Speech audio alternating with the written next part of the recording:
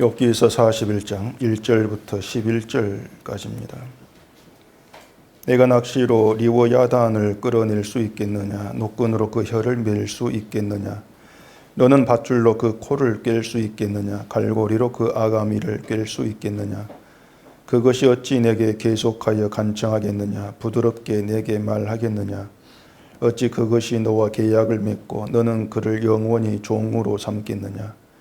내가 어찌 그것을 새를 가지고 놀 듯 하겠으며 내 요종들을 위하여 그것을 메어 두겠느냐? 어찌 장사꾼들이 그것을 놓고 거래하겠으며 상인들이 그것을 나누어 가지겠느냐?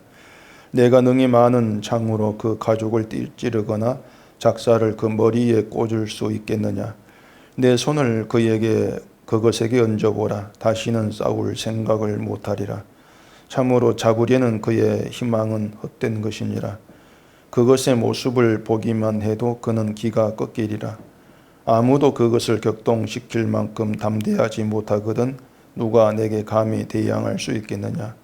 누가 먼저 내게 주고 나로 하여금 갚게 하겠느냐? 온 천하에 있는 것이 다 내 것이니라. 아멘. 기도하겠습니다. 이 세상을 살아가면서 하나님에 대해서 우리가 어떠한 생각으로 존재해야 되는가를 오늘 이 말씀 안에서 찾아가게 하시옵시고, 진심으로 이 세상을 보고 사는 것이 아니고 우리를 다스리시는 하나님을 소망하며 살아가는 저희가 되도록 해주시옵소서. 예수님 이름으로 기도합니다. 아멘. 자, 우리는 하나님께서 지으신 이 세상 속에 살고 있습니다. 세상 어느 것도 우리가 지은 것은 아무것도 없고 하나님께서 지어서 우리에게 살도록 허락을 하신 공간들입니다.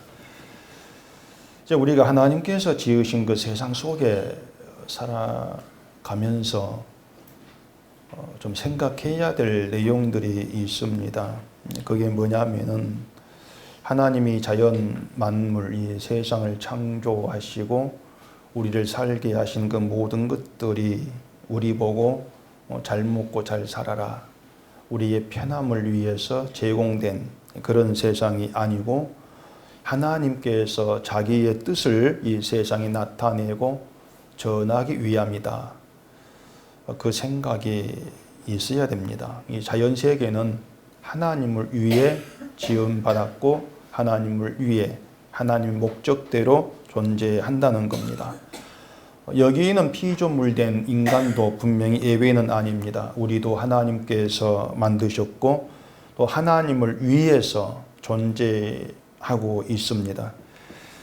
그런데 인간이 하나님을 위해 존재한다는 이것을 이제 기독교인들이 좀 쉽게 생각을 하고 넘어가죠. 당연한 것으로만 받고 넘어가는 것입니다. 왜 그런가 하면은 하나님을 위해 존재한다 했을 때에 인간이 하나님을 위해 있는 것을 자꾸 우리가 하나님을 위해서 뭔가 하면 되는 것으로 그렇게 받아들이는 거죠. 그래서 하나님을 위해서 뭔가 한다는 것을 쉬운 그런 실천적인 것으로 좀 끌어모으는 경향들이 많이 있습니다. 그래서 뭐 하나님을 믿는 것도 내가 하나님을 위해 사는 것이고 또 교회 생활도 교회 이것저것 하는 것도 내가 하나님을 위해 하는 것이다. 그런 생각들이 많이들 이제 박혀 있는 것이죠. 이러한 생각에서는 하나님을 위해 우리가 존재한다는 것이 전혀 어려운 문제로 다가오지를 않게 되어집니다. 내가 조금만 더 열심을 내면 되는 문제거든요. 그렇기 때문에 내가 하나님을 위해 존재한다. 여기에 대해서 깊은 고민이 나올 필요가 없는 것이고 내가 좀 열심을 내면 되니까 쉽게 넘어가 버리는 경우가 이제 많이 있는 것이죠. 지난주에 그 표지, 주보 표지 그림이 우리에 갇힌 이제 표범이었는데 거기에 제가 쓴 글, 제가 그때 설교 때 아마 말씀드렸죠. 기억하실 겁니다. 우리에 갇힌 맹수는 무섭지 않습니다. 그 글이었습니다.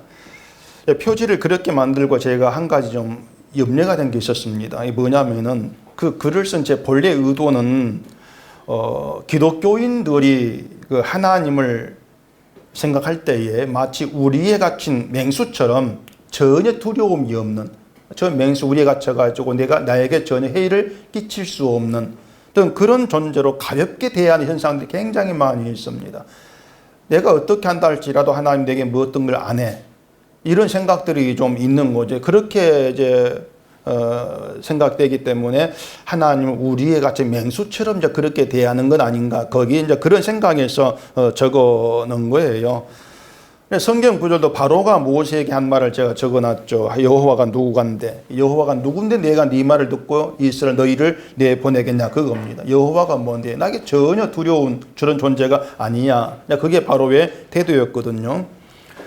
여호와의 말씀이라는 것도 그런 거예요. 내가 그 말을 안 들어도 그 여호와가 나에게 뭘 어떻게 할 수가 있겠는가, 무섭지 않다, 뭐 이제 그런 태도였던 것이죠. 그런데 우리가 바로처럼 그렇게 생각하는 경우가 많다는 겁니다. 그 증거라고 할 수 있는 게 뭐냐면은, 자, 우리가 지금 보고 있는 성경책요. 이 성경책이 하나님 말씀이지 않습니까? 하나님 말씀인데, 이 하나님 말씀이라고 하는 것이 그냥 글로 인쇄된 그런 책으로 우리 앞에 펼쳐져 있기 때문에 이것도 쉽게 우리가 생각을 해버리는 겁니다. 성경에 보면은 하나님께서 말씀할 때에 그냥 말씀이 주어진 게 아니고 천둥 번개가 치는 가운데에서 말씀이 주어진 그런 게 많잖아요.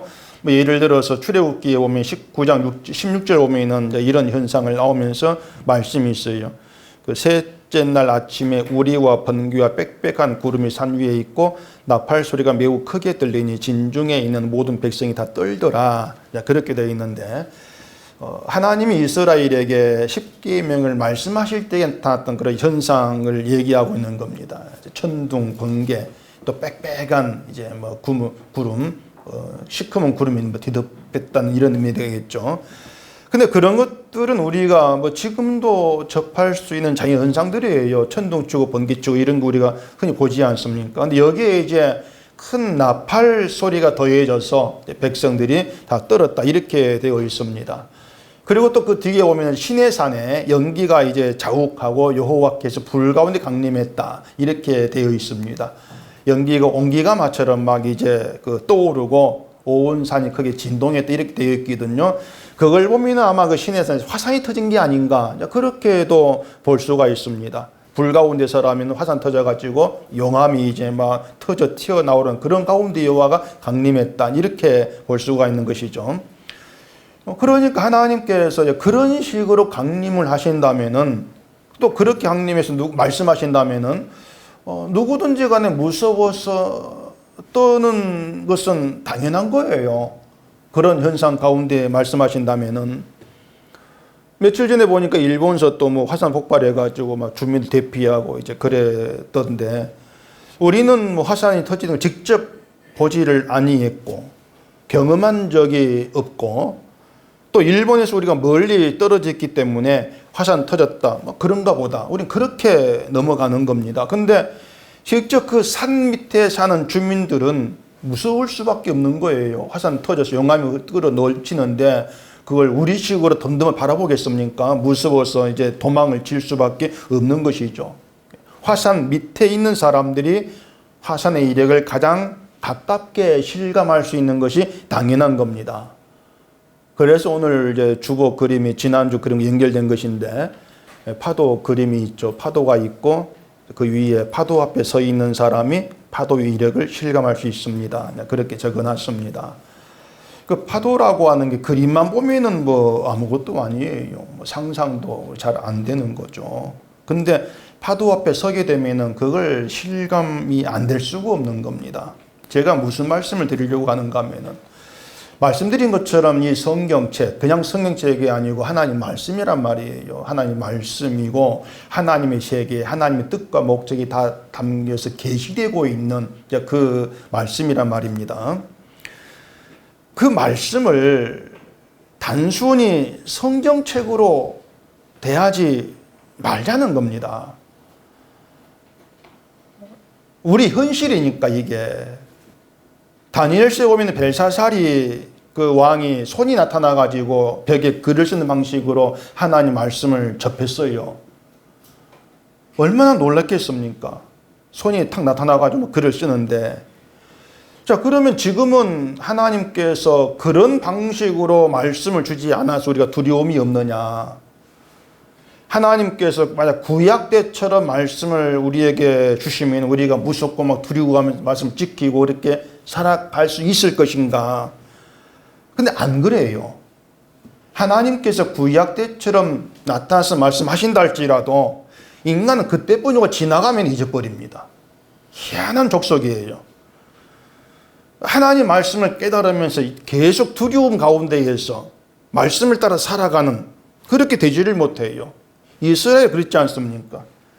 그래서 우리가 생각을 해야 되는 것은, 우리가 보고 있는 이것은 그냥 인쇄된 성경책이 아니고 하나님의 그 뜻이 우리에게 계시되고 있는 말씀이고, 우린 지금 그 현장에 있다는 겁니다. 천둥 번개가 안 치고 나팔 소리가 안 들리고 뭐 손이 나타나 글을 안 쓰고 그렇다고 해서 이것을 우리가 무시할 수 있는 그게 아니라는 거죠. 그렇기 때문에 우리가 성경 볼 때에는 그만큼 깊은 생각이 있어야 돼요. 이건 성경책이니까 그냥 이건 좀 무시해도 되고 넘어가 되고, 이건 나에게 좀 불필요한 내용이니까 덮고, 우리가 그런 어떤 식으로 말씀을 대한다면은 이 성경은 그냥 책이죠. 우리에게 책이고, 그냥 우리가 편리한 대로 재단해 가지고 내가 취할 건 취하고 버릴 건 버리고, 그렇게 반응할 수밖에 없는 겁니다. 근데 지금의 기독교인들이 성경을 그런 식으로 보는 거예요. 이게 전부 다가 나에게 주신 계시다는 것을 생각하지를 않습니다. 그렇기 때문에 성경 보면서 이렇게 하는 건 말씀에 벗어난 겁니다. 그래도 뭔가 두렵다 이런 게 없는 거예요. 그래? 그냥 그렇게 넘어가 버리는 겁니다. 제가 목사님들하고 얘기할 때 참 답답한 게 뭐냐면요, 이게 성경이나 말하면 인정을 합니다. 희한하게. 그래, 그거 맞아, 그게 맞는데, 근데 꼭 뒤에 따라 나온 게 뭐냐면, 그래가지고 되겠냐는 거예요. 뭐가 되겠냐 그 말이겠습니까? 교회가 안 된다는 겁니다. 그 목회가 안 된다는 거예요. 아니, 이게 분명히 하나님 말씀이라고 하면서 말씀대로 안 받냐는 겁니다. 이게 현실이고 사실로 계신데 왜 그걸 안 받냐는 것이죠. 결국은 속에 두려움이 없다는 거예요. 하나님께서 내게 말씀하신 것이다, 그것을 안 받는다는 겁니다. 그런 점에서는 우리도 다르지가 않을 거란 얘기예요. 그렇지 않겠습니까? 제가 설교 준비하면서 힘든 부분이 뭐냐면요, 이게 하나님께서 이 말씀을 통해서 계시하고 나타내고자 하는 그 말씀을 내가 못 들어가는 겁니다. 결국 그 내 생각이 있는 내 말을 하게 될까 봐서 그게 항상 염려도 있고 두려움도 있고 걱정도 있고, 그게 무거운 거예요, 저는요.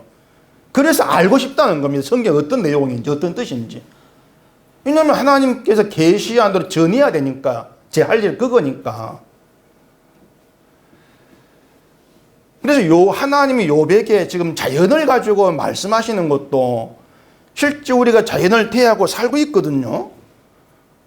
그럼 우리가 자연을 보면서 어떤 다가와쳐야 되는 거, 우리가 자연 속에 하나님께서 창조한 이 세상을 살고 있으면서도 너무 둔했다는 거, 그건 우리가 좀 감을 잡고 이 성경을 볼 필요가 있다는 거죠.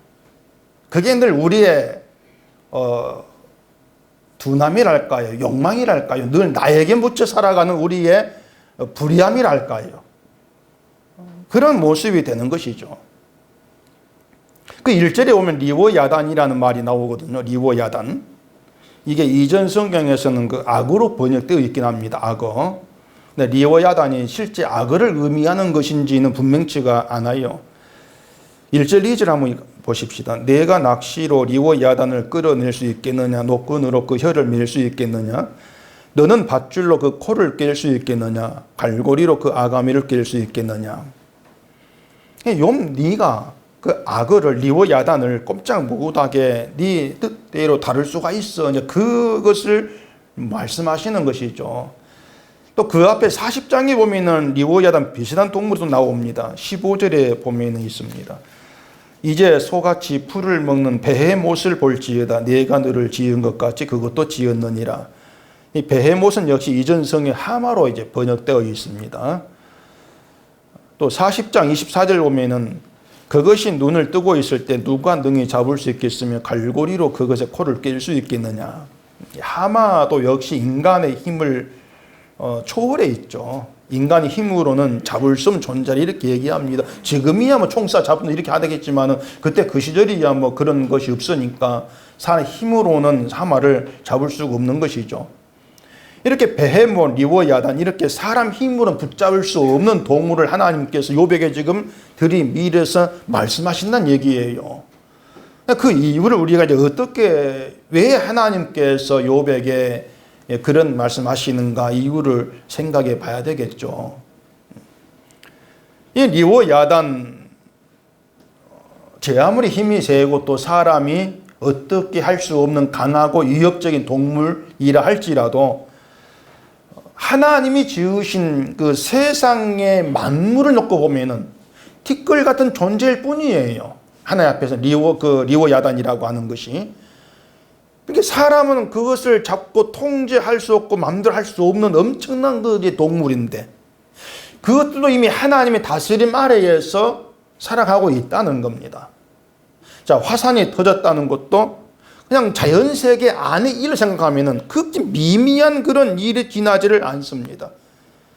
전 세계에 산이 얼마나 많이 있습니까? 그냥 그 중에 하나 그냥 터진 거예요. 그럴 때 하나님 보실 때는 너무 극히 미미한 그런 일일 수밖에 없는 것이죠. 그런데 화산을 겪는 사람에게는 그것 하나 때문에 죽을 수가 있고 잿더미가 되버릴 수 있는 엄청난 그 사건으로 다가온다는 얘기입니다. 낚시로 리오야단을 끌어낼 수 없는 것처럼 인간의 과학을 총동원해도 화산 하나를 막지를 못합니다. 화산도 하나님께서 활동하는 일이거든요. 근데 그렇게 오면은 그 자연 만물 속에서 우리가 생각할 때에 자, 하나님께서 만물을 만드셨다. 우린 그 속에서 지금 살고 있다. 그랬을 때에 그 자연 속에서 인간이란 존재가 얼만큼 보잘것없는 존재인가. 그건 분명히 우리 자각을 해야 한단 말입니다. 너무 보잘것없다. 하나님은 세상 전부를 움직이신다는 얘기예요. 세상 전부를. 화산 하나 터진 것이 자연세계 전부 일은 아니란 얘기입니다. 하나님의 뜻은 그렇게 세상 전부를 덮고 다스리고 있습니다. 세상 전부를. 그 안에서 정말로 티끌맛도 못한 미미한 존재인 우리는 내 인생을 가지고 이러쿵저러쿵 불만을 내세우고 있는 거예요. 세상 전부를 덮고 있는 하나님 뜻 앞에서 우리는 내 인생 하나, 내 하나 인생 가지고 이러쿵저러쿵 불만을 내붓고 있고 하고 있다는 얘기입니다. 지금 욥이 그걸 보여주고 있지 않습니까? 예, 그것을 하나님의 시각에서 한번 생각해 보시라는 겁니다. 하나님의 시각에서 욥은 고난이 부당합니다. 생각을 했고 우리도 고난 겪으면은 좀 이것 좀 멈추십시오. 그렇게 나오잖아요. 그런 우리에게 하나님께서 말씀하시는 것은 네가 하나님 피좀 리오야단 그 하나도 낚시로 끌어내지를 못하고 마음대로 하지 못하면서 그 리오야단을 지으시고 다스리신 하나님을 네 뜻대로 하려고 하느냐 이렇게 물어진다고 했을 때에 뭐라 답하겠습니까? 내 고난 내어놓고 왜 이렇게 합니까? 멈추십시오. 좀 어떻게 해결하라. 이것은 하나님을 내 뜻대로 움직이려고 하는 것밖에 안 되지 않습니까? 하나님은 하나님 목적과 뜻을 가지고 세상 움직이시는데 그 속에서 정말 개미 한 마리의 어떤 그런 위치와 같다 했을 때에 그런 내 정말 사소한 어떤 그런 고난 가지고 나온다는 것이 하나님 볼 때 맞느냐? 이렇게 물음을 던진다고 생각해 보시라는 얘기입니다. 사실 그렇게 보면 할 말이 없는 거예요. 할 말이 전혀 없는 것이죠. 또 오늘 본문 4절부터 보십시다. 어찌 그것이 너와 계약을 맺고 너는 그를 영원히 종으로 삼겠느냐. 내가 어찌 그것을 세일을 가지고 놀듯 하겠으며 내 여종들을 위하여 그것을 메어 두겠느냐. 어찌 장사꾼들이 그것을 놓고 거리하겠으며 상인들이 그것을 나누어 가지겠느냐. 리보 야단이란 존재가 너무 강해서 사람 자기를 위해서 아무것도 이용할 수 없다 그 말입니다. 가지고 놀 수도 없고 즐겁게 어떻게 이용할 수도 없고 아무것도 할 수 없다는 거예요. 그 종으로 삼아가지고 내가 명령을 해서 내 일을 시킬 수도 없는 것이고요. 뭐 하여튼 거리를 해가지고 뭐 돈이 되게 하지도 못하느냐 그런 리오 야단이란 말입니다. 근데 사람들이 그 리오 야단을 내 뜻대로 내 즐거움을 위해서 전혀 어떻게 사용하지도 못하면서 그 리오 야단을 만드신 하나님에 대해서는 어떤 생각을 하고 있나 그 말이에요. 리오 야단을 만든 하나님에 대해서는 자꾸 내 소원을 위해 이용할 대상으로 본다 그 말입니다. 그러니까 리오 야단도 내 마음대로 못하는데 하나님은 내 마음대로 할 수 있을 거라고 생각한다는 거예요. 근데 하나님께는 하나님의 그 목적이 있다는 것을 반드시 우리 생각을 해야 됩니다. 하나님께는 하나님 뜻과 목적이 있다. 그리고 하나님의 목적은 나를 위해서가 아니다. 그게 있어야 돼요. 하나님 목적은 나를 위해서가 아니다. 자, 욥이 내가 왜 고난이 있어야 됩니까? 이 의문을 가졌는데 욥이 고난을 받는 것도 하나님 목적을 위한 하나님의 일이란 생각을 못하고 있는 것이죠. 못할 수밖에 없는 것이 욥은 지금 고난을 받을 자기가 어떤 이유가 없다는 거예요. 근데 욥도 결국은 자신도 하나님을 위한 하나님의 뜻 안에 들어와 있다는 것을 모르고 있는 거죠. 우리가 성경을 보면은 그런 사실들을 보게 됩니다. 이스라엘만 봐도요. 하나님은 하나님의 목적을 가지고 이스라엘을 끌어갑니다. 애굽에 나오게 하신 것도 광야로 데려가신 것도 가나안 들어가게 하신 것도 하나님 목적을 가지고 행하신 모든 일이 되는 거예요. 근데 그것 때문에 이스라엘은 불만을 가지죠. 왜 물이 없으니까 먹을 것이 없으니까 불만 가지고 원망을 합니다. 근데 하나님은 하나의 목적을 가지고 그들을 끌어가셨다는 얘기죠. 그러니까 그런 내용들을 우리가 그 생각을 하면서 우리에게 자꾸 좀 굳어져 가는 것이 뭐냐면은 나에게 복이 되는 것은 내 뜻대로 되어지는 것이 아니고 내 계획대로 되는 것이 아니고 하나님의 계획과 하나님 목적에 내가 끌려가고 있는 것, 이게 복이구나. 좀 그렇게 다가와져야 돼요. 내가 이렇게 끌려가고 있는 것 자체가 복이구나. 그랬을 때에 그 하나님의 뜻과 목적 앞에서 내 유익이라는 것과 내 잘됨의 생각을 버릴 수밖에 없다는 얘기입니다. 그게 아니구나는 것을 우리가 알 수밖에 없는 거예요. 오히려 내 잘됨을 위해서 내 유익을 위해서 신을 찾는 것 자체가 그 지옥 가는 길이다. 그게 기품 있게 다가와야 되는 것이죠. 사람이 자기 유익을 속에 품고 하나님을 이제 찾게 되는 것에는 조금 뭐가 나오냐면은 하나님 나 이거 됐습니다. 잘했습니다. 꼭 이게 나올 수밖에 없습니다. 내 유익을 위해서. 하나님께 나를 어필해야 되거든요. 어필 이 말 갑자기 나오는. 나를 보여줘야 돼요. 하나님한테. 유익을 얻기 위해서. 그렇기 때문에 나 이거 잘했습니다. 자꾸 그걸 품을 수밖에 없는 거예요. 자, 고난받기 전에 욥이 살았던 것들 그 하나하나가요. 욥의 생각이 자기 의로움이었습니다. 충분히 그럴 만 아니었습니까? 다 자기 의로움이었어요. 그런데 하나님이 욥의 생각을 다 허물어 버리는 거죠. 지난주 말씀드린 게 그런 내용이었거든요. 그 40장의 10절. 너는 위엄과 존귀로 단장하며 영광과 영화를 입을지니라. 너의 넘치는 노를 비우고 교만한 자를 발견하여 모두 낮추되. 무슨 얘기를 하겠습니까? 욥에게 자 너를 위엄과 존귀로 단장하고 영광과 영화로 한번 너를 입어봐. 그런 존재가 되어봐. 쉽게 말해서 아주 대단하고 어떤 의로운 사람이 돼봐라 그 말이겠죠. 그리고 노를 비워봐라. 너 안에 넘치는. 그리고 교만한 자를 봤을 때 그 사람을 낮춰봐라. 되는가? 안 되는 거죠. 사람이 자기를 어떤 위엄과 존귀로 물로 단정을 한다 할지라도 내 속에 그 분노, 그것 하나 비우지를 못하면서 내가 의롭게 살았습니다, 이런 말 할 수가 있냐고 하는 거예요. 오전 얘기한 대로 그런 거 아무것도 아니다, 그런 의미가 되어버리는 거예요. 그래서 말이죠, 우리가 예수 안에 산다는 것이 뭘 의미하는가 하면은 나에게 전혀 어떤 근거를 두지 않고 사는 걸 예수 안, 이렇게 말하는 겁니다. 나에게 어떤 근거를 전혀 안 두는 거예요. 나는 이걸 받을만 합니다. 나에게 이런 일은 부당합니다. 이런 생각이 들 수 없게 만들어버리는, 아무것도 내놓을 것이 없는, 모든 근거 이유가 다 사라져버리는 그 상태, 그게 예수 안에 사는 거예요. 그렇게 될 수밖에 없는 게 뭐냐면은, 자, 예수 안에는 예수님 희생이 있습니다. 주님의 용서하심이 있고, 그 용서로 인해 우리가 거룩한 자로 그 예수 안에 있지 않습니까? 그 예수님의 희생, 그 희생이 있는 그 자리에서 내가 어떤 의롭다고 내놓을 수만한 것이 전혀 없는 거예요. 주님의 희생과 견줄 만한 게 아무것도 없는 거예요. 그렇기 때문에 예수 안에서는 내 근거가 다 사라져 버려요. 근거도 없고 이유도 없는 게 되는 거예요.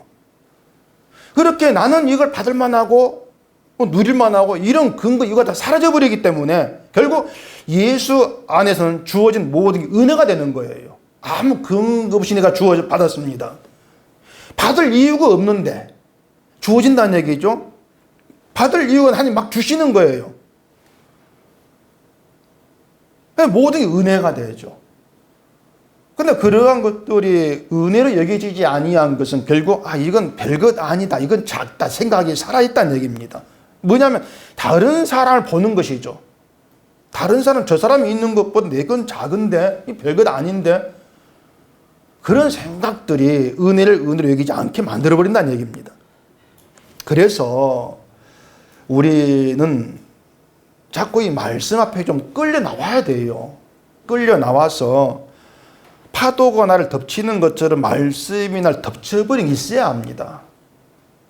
덮쳤을 때에 정말 내 속에 모든 걸 찔러 쪼개고 갈라내어서 내가 어떤 존재인가 고스란히 드러나버리는 거,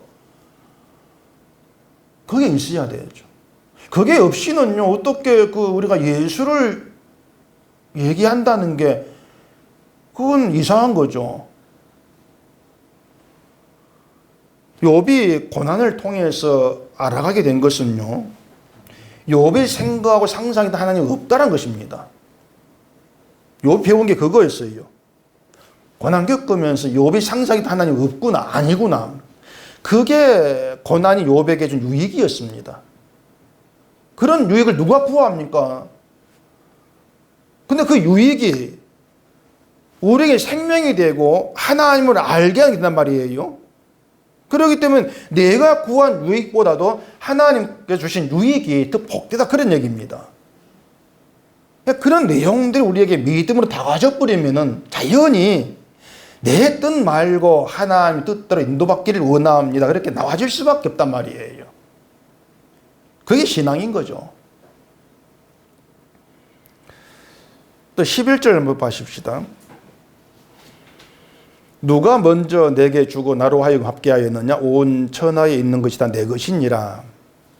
이게 무슨 말이냐면요, 내가 하나님께 드린 것이 있으니까 하나님 갚으십시오, 이렇게 말할 자가 누구냐는 거예요. 자, 내가 하나님께 드렸습니다, 하나님 갚아야죠, 이렇게 나오는 거죠. 하나님은 온 천하에 있는 건 다 내 것인데, 내 것을, 하나님의 것을 하나님께 드렸다고 할 수 있는 사람은 없다는 거예요. 욥이 그랬죠. 자기가 하나님께 한 것이 있다, 그렇게 생각했다고 했습니다. 내가 하나님께 한 것이 있다, 그걸 자기 의로움의 근거로 삼았던 거예요. 한 것이 있다 생각했으니까.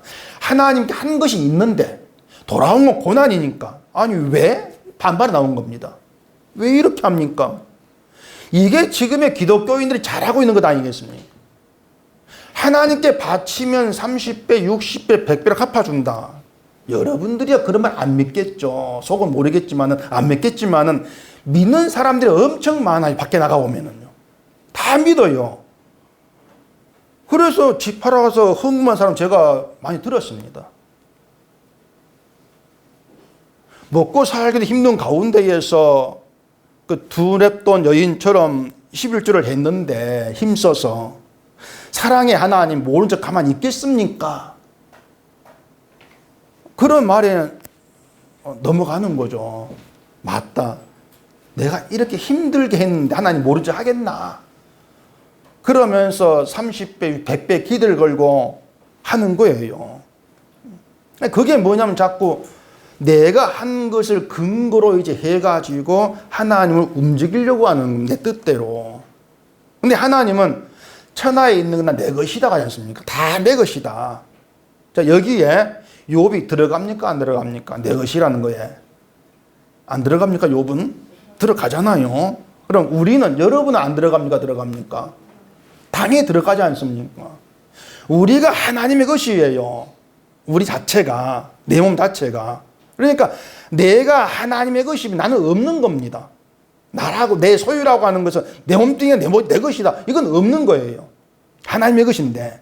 그러니까 내 것이라고 하는 게 아예 없는데 뭘 가지고 내가 바쳤다 할 수 있냐 그 말입니다. 하나님 말씀은 봉사를 하고 헌신을 내도 내 몸으로 한 게 아니에요. 누구 것으로? 하나님의 것을 한 것밖에 아니에요. 좀 얼굴이 좀 성질 난다 그 표현 같은데 내 것 아니라 하니까. 그게 뭐냐면 내가 하나님의 것이다. 내 자체가. 이 생각하지 않고 자꾸 내가 했다는 것만 생각을 하고 있는 거죠. 그게 뭔가 하면은 자꾸 내 몸 잘 되는 거. 그러니까 내가 누구 것인가 잊어버리고 내 몸 잘 되는 거. 여기에만 마음을 두고 있는 거예요. 거기에만. 시편 한번 보십시오. 시편 50편. 시편 50편 9절입니다. 내가 내 집에서 수소나 내 우리에서 순염소를 가져가지 아니하리니 이는 산림의 짐승들과 뭇산의 가축이 다 내 것이며 산의 모든 새들도 내가 아는 것이며 들의 짐승도 내 것이미로다. 내가 가령 줄여도 내게 이르지 아니할 것은 세계와 거기에 충만한 것이 다 내 것임이로다. 자, 구약에는 제물을 바쳐가지고 제사를 드리지 않습니까? 그때는 제물을 바치는 것이 이제 하나님께 헌신한 신앙으로 이렇게들 이제 여겼던 것이죠. 근데 하나님은 인간이 바친 제물을 받거나 그걸로 기뻐하지를 않습니다. 시편 말씀대로 다 하나님의 것인데 하나님께서 받고 말고 할 것이 없는 거예요. 다 하나님 것인데 이 한국교회가 성경에 이런 내용이 있다는 것을 모르는 건지 알고도 모른 척 하는 건지 영문을 모르겠어요. 분명히 읽지 않습니까? 이 성경이. 제가 여러분 성경이니까 분명히 있잖아요. 이것만 있는 게 아니에요. 미가서 이사야서 가면요. 이스라엘이 뭘 봐도 안 기뻐합니다. 그래 여러분들은 이런 말씀 보면 한 가지만 기억하실 게 뭐냐면 내게 있는 걸 근거로 해서 하나님께 나갈 건 아무것도 없다. 그것만 여러분 꼭 기억하세요. 뭘 했다는 생각 자체도 걷어버리세요. 다 버리세요. 봉사하고 헌신했다고 생각되는 게 있으면은 몸도 하나님의 것, 내 건강도 하나님의 것, 내 시간도 하나님의 것. 그렇게 생각하세요. 우리는 시간도 건강도 하나 주신 대로 이용하고 있을 뿐이에요. 그냥 우리는요. 그러면 했다고 할 거 없지 않습니까?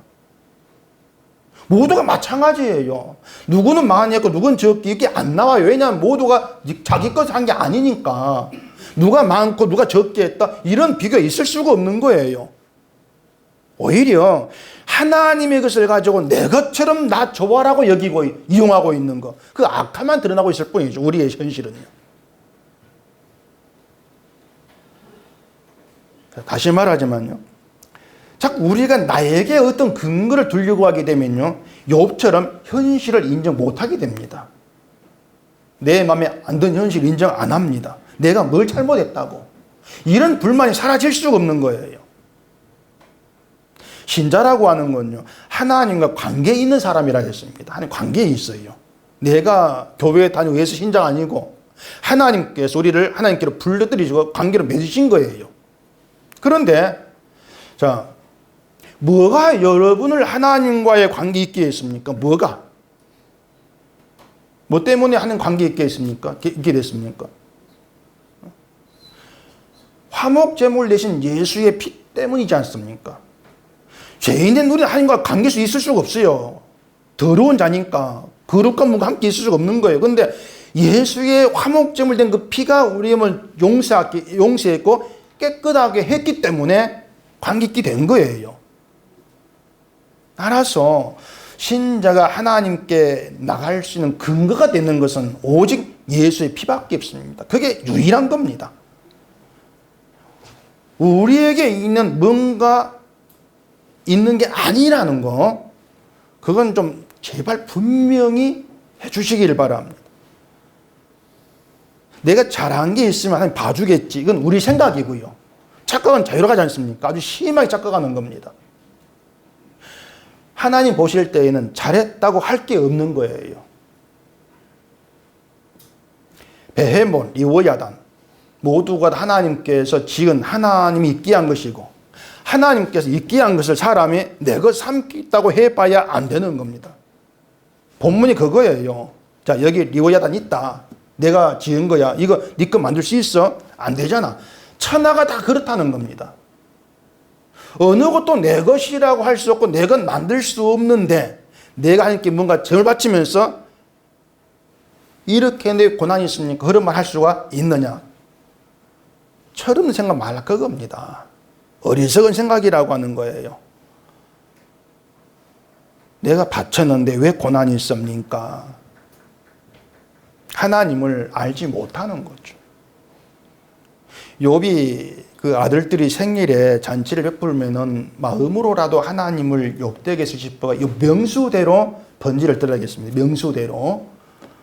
자식이 어리니까 뭐 10명 수대로 번지를 들었겠죠. 그건 그만큼 재물을 많이 바쳤다는 거예요. 욥이 뭐 양이 7,000마리고 소가 500개리니까 제사하면 재물도 많이 바쳤지 않겠습니까? 제사 재물을. 근데 그것도 욥의 것을 가지고 하나님께 바친 게 아니더란 얘기입니다. 하나님이 욥의 집에다가 놔둔 거예요, 그냥. 여러분 집에 돈 있죠? 하나님이 놔두신 거예요.